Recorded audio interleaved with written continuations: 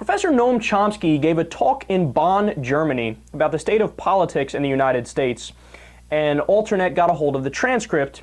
And in this speech, he seeks to answer the question, is the United States a democracy? And basically the answer he gives is no. And he really makes a strong case using polls and data, but I looked into it further, and when you really compile all the polls, I don't even think it's close. The U.S. is definitely not a democracy. Now, I understand that's a strong claim, but let me go ahead and break it down for you, and you can determine whether or not you agree with that assessment. So first of all, 92% of Americans, according to a Gallup poll, say that job creation is extremely/very important, and it should be the #1 priority of elected officials. But instead, what did we get? We got the sequester, which means Congress is focused on deficit reduction, not job creation. Deficit reduction is the opposite of job creation. So ask yourself the question, who wants the deficit reduced? According to the polls, it's the rich and the corporations. Now, isn't it weird that the politicians are carrying out the bidding of what the rich and the corporations want, and they are ignoring 92% of the American people? Could they make it any more clear where their loyalties lie? But let's continue. 80% of Americans say raise the minimum wage, 80%.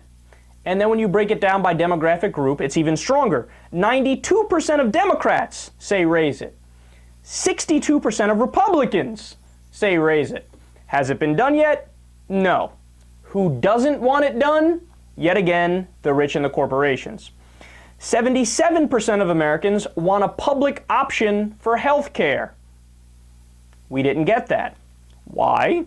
Because the rich didn't want it. The health insurance companies, who have a tremendous amount of money and huge lobbying arms, they didn't want it, so we didn't get it. I always find it funny when conservatives say, oh look, a slight majority of the American people are against Obamacare. Right, because they want a more liberal option. They want the public option that's more progressive. Furthermore, 61% of Americans say raise taxes on the rich and corporations. Now, did we get that? Certainly not to any serious degree. So again, why did we not get it? Well, the rich and the corporations are paying the politicians and for them to run their campaigns, and then when the politicians get elected, they do the bidding of the rich and ignore 61% of the American people. But this is, I haven't even given you some of the strongest evidence yet. Background checks. I mean, do you remember the polls on background checks? 91% of the American people, directly after Sandy Hook, supported universal background checks for gun purchases. Not only did we not get that, we didn't even get a watered-down version of that bill. Now, to be fair, support has dropped to 71% since then. In some polls, in other polls it's still higher. But that is still an overwhelming majority. Anybody who knows anything about politics in the U.S. knows that 71% is a mandate. But we didn't get that. A majority of the American people supported a ban on high-capacity magazines and a ban on assault weapons. We didn't get that. We got none of these policy goals. Yet again, the reason this happened is because it doesn't matter what we think. It doesn't matter what the American people want. In this case, the gun manufacturers funded the NRA, and then the NRA funded the politicians, so the politicians were doing the bidding of the gun manufacturers who don't want any gun legislation passed because even the tiniest, most vanilla reforms would cut into their profits. Again, more information. 58% of the American people want no Social Security cuts. What's happening right now? Democrats and Republicans are negotiating Social Security cuts.